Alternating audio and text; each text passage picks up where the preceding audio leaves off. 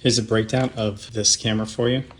It is the Canon 514XL. So a couple things: trigger, zoom, focus, and that's pretty much it.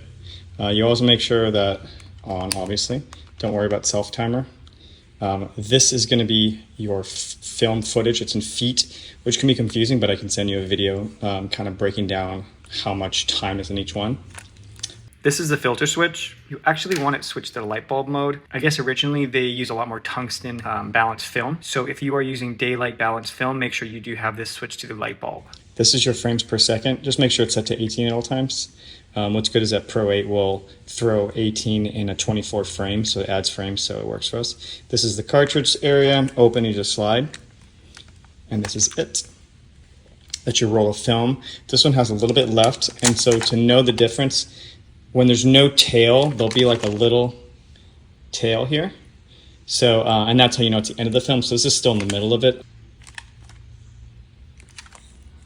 2 AA batteries.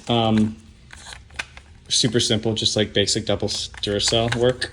I usually switch them out every couple of weddings, just to make sure. And then I have mine on this, so I have it on a strap. So the only thing annoying with that is that the handle doesn't open, but it still works for me.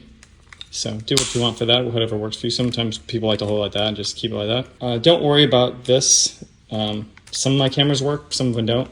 It just automatically controls the zoom, but don't worry about that. Next is your zoom. It should slide pretty easily.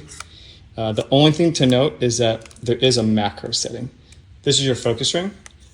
It's by feet, so 4, 5, 10, 30. Sometimes it's really hard to tell, so I'll kind of guesstimate it close. And that's kind of like what I'll do for the most part. The other way I do it is what I'll do is zoom all the way in, find the focus, and then zoom out to whatever focal distance you want.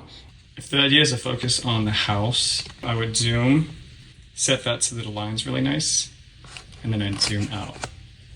And that's how I get my focus set. This is what it looks like when there's film in it. That's how you know it's working. You'll see that circle moving at the bottom.